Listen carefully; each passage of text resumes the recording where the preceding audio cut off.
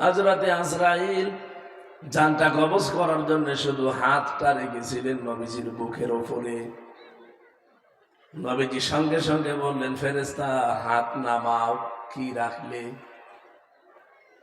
ফেরেশতা বলে, হে রাসূল, আমি জানি আল্লাহর পরে আপনার স্থান। আমি খুব আসানে সতর্কতার সহিত শুধু আমার হাতটা আমি রেখেছি, তাও খুব আস্তে করে, এমন পুরাটা ভর আমি দেয়নি, শুধু রেখে দিয়েছি। নবীজি বললেন, আজরাইল, এটা যদি তোমার হাত রাখা হয় তাহলে তোমার কষ্ট কোনটা? তুমি শুধু হাত এখনো ভর দাওনি, শুধু রেখে দিলে মনে হচ্ছে উহুদ পাহাড় আমার বুকের উপরে চাপিয়ে দিয়েছো।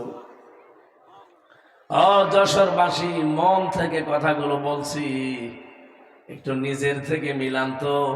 এত বড় দামি মানুষের যদি এই কষ্ট হয়, তাহলে আমরা তো মানুষের ভেতরেই পড়ি না। কথা বলেন না কেন? আমাদেরকে মানুষ বলা হয় শুধু উপরে চিহ্ন দেখে, ভেতরে কত প্রসূত জমা হয়ে আছে। আরে ভাই, হিংসা তো মানুষের ভেতরে থাকার কথা না, হিংসা থাকার কথা পশুর ভেতরে। আপনি দুইটা কুকুরকে খাবার দেবেন, একটাকে যা দিয়েছেন ও মরণ পর্যন্ত খেলেও আমার মনে হয় শেষ হবে না, এরপরও দেখবেন পাশেরটায় হামলা দেয়। কথা বলছে না? হিংসা তো আমাদের ভেতরে থাকার কথা না, এটা তো পশুর স্বভাব। মানুষের এই চেহারা শুধু থাকলে আপনি মানুষ বলে পরিগণিত হবেন না, বিষয়টা এমন না। এই জন্য যেটা বলতে চাই, এত বড় দামি মানুষকে তো আজরাইল হুকুম নিয়ে এসে যদি জান কবজে, এত কষ্ট তার কাছে মনে হয়। নবীজি আমার মতো এত দুর্বল ছিলেন না। বিশ্ব নবী বলেন, 100 হামজার শক্তি আল্লাহ আমার শরীরে দিয়েছিলেন। তার মানে আমার মতো 100 জন মানুষের শক্তি এক জায়গায় করলে যা হয়, নবীজিকে আল্লাহ একাই তাই দিয়েছিলেন। সেই মানুষটা যদি একটা হাতের ভর, তাও ভর দেয়নি, শুধু রেখেছে হালকা, এটাই যদি সহ্য করতে সে না পারে, আমি আপনি কোন ধান্দায় আছি? ধারণা কোনদিন যেন আপনার না আসে, যারা শহীদ হয়, এই মানুষগুলোর মরণের কথা শুনলেন যে পিপিলিকা কামড় দিলে যতটুকু যন্ত্রণা, অতটুকুতেই তার জীবনটা শেষ হয়ে যায়, সে আর টের পায় না। তার মানে শহীদের মরণ নবীজির ইন্তেকালের, নবীজির মরণের চাইতেও অনেক কম। কথা বলতে হয়। আপনি কি বুঝেছেন কি বলতে চাই? সুতরাং শহীদের শব্দটা কিন্তু আল্লাহ যাকে তাকে দেয়ও না। আলিয়ালামাল্লাহুল্লাযীনা আমানু ওয়া ইয়াত্তাখিযা মিনকুম শুহাদা। সূরা আল ইমরান 140 নম্বর আয়াতের মাঝের অংশে আছে, জেনে রাখো, যাদের ঈমান এবং আমল কাজ কারবার আমি আল্লাহর পছন্দ হয়, এই মানুষগুলোকে আমি আল্লাহ এমনিতেই মরণ দেই না। এদের সাধারণভাবে মরণ দিলে তো শেষ হয়ে যেত না, এই মানুষগুলোকে আমি শাহাদতের মরণ দিয়ে ধন্য করি। আজকের মাওলানা আব্দুস সামাদ একটা আলেম মানুষ, এখনই যদি মারা যায়, যদি ঈমান নিয়ে মারা যেতে পারে, কবরে দিয়ে দেবেন, ঘুমিয়ে পড়বে, কিয়ামত পর্যন্ত ঘুমাবে। ফেরেশতা যেদিন ফুৎকার দেবে সিংহায়, সেই দিন আমি উঠবে, এর আগে পরে কিচ্ছু নেই। কিন্তু লোকটা যদি শহীদ হতে পারে, কবরে দেওয়ার সঙ্গে সঙ্গে ঘুমানো লাগবে না। আল্লাহ বলেন, আমি নিজে তাদেরকে খাওয়াবো। যশোরবাসী, মাথায় তো মগজ আছে নাকি? বলেন, কোন মানুষকে জেগে থাকলে খাওয়া লাগে? খাওয়া লাগে না? ঘুমিয়ে থাকলে খাওয়া লাগে। তার মানে তো ঘুমিয়ে পড়বেন, ওনার খাবার কিসের? শহীদ তো ঘুমাবে না, ও জীবিত।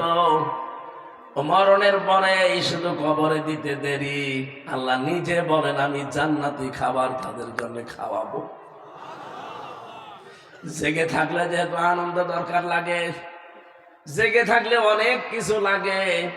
আল্লাহ পাক সব ব্যবস্থায় 3.5 হাত কবরের ভেতরে তারা খুলে দেবেন। জেগে থাকলে অনেক মানুষের আমরা দেখি, জীবিত মানুষ যারা খাবার খায়, তাদের 5টা জিনিস তৈরি হয় শরীরে। কয়টা? খাবার খেলে তাদের রক্ত তৈরি হয়, খাবার খেলে পিত্ত রস তৈরি হয়, খাবার খেলে বীর্য তৈরি হয়, খাবার খেলে মল তৈরি হয়, খাবার খেলে প্রসাব তৈরি হয়। এই পাঁচটা জিনিস এই শরীরের ভেতরে তৈরি হয়ে বাকিগুলো বের করে দেয়। পিত্ত রসটা কাজে লাগে আপনার খাবার হজমের জন্য।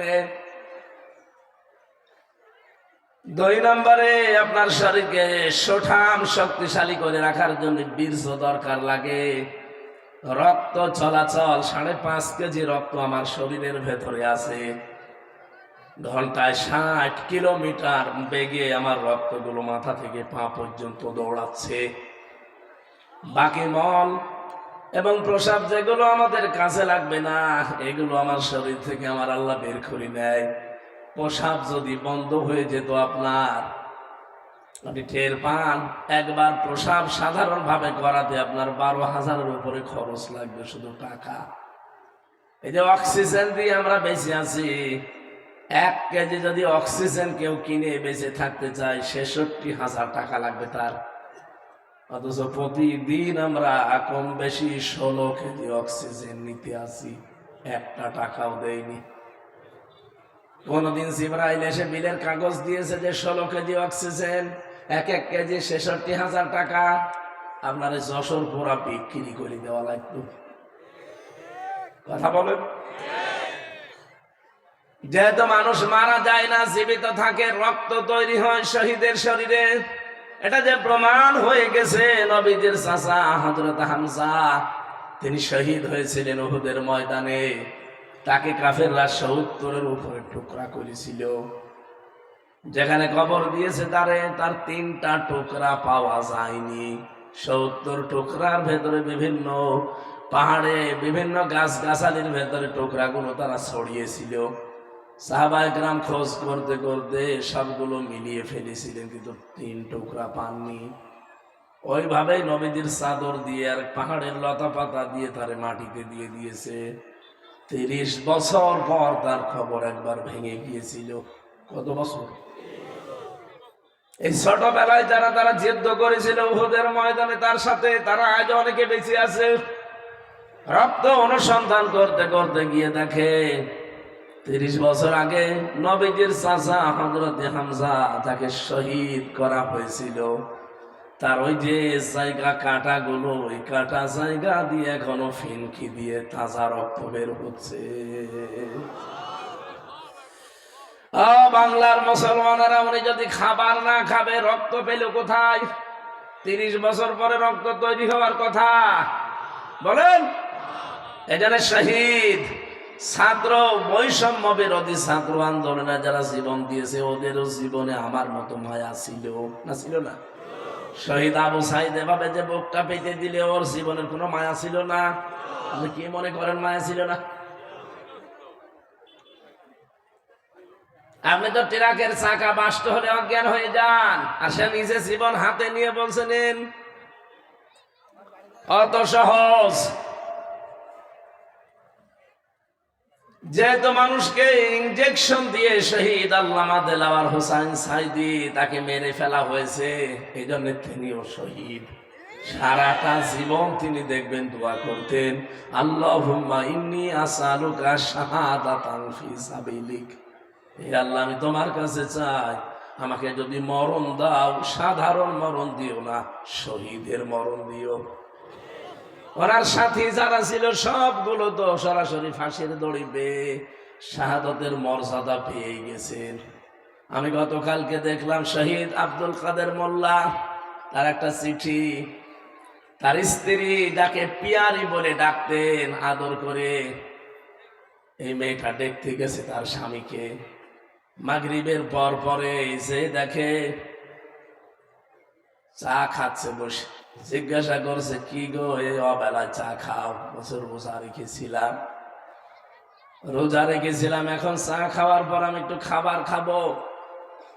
শুনলাম যে রাত 10টা একে নাকি আমার ফাঁসি দেওয়া হবে। আমার কাছে সংবাদ চলে এসেছে, এই জন্য নাকি তোমরা শেষ দেখা করতে এসেছো। ছেলে মেয়ে যেগুলো আছে সন্তানাদি এগুলো আল্লাহর রাস্তায় টিকিয়ে রাখবা।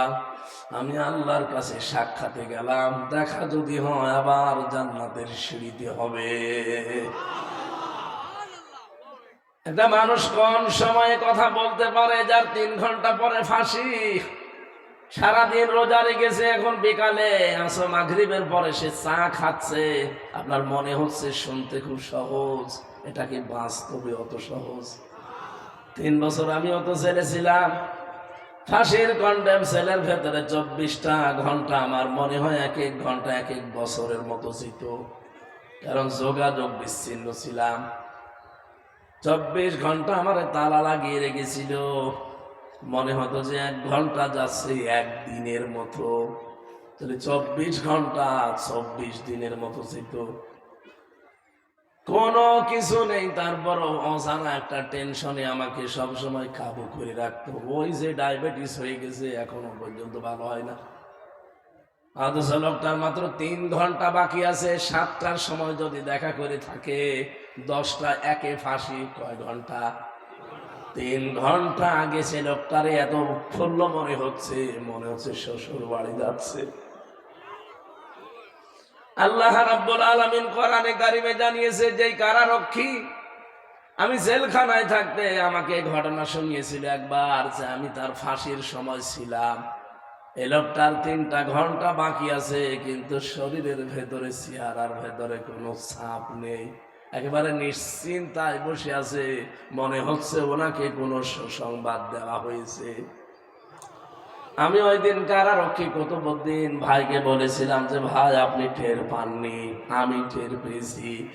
ইন্নাল্লাযীনা ক্বালু রাব্বুনাল্লাহ সুম্মা ইসতাকামু তাতানাজ্জালু আলাইহিমুল মালাইকা।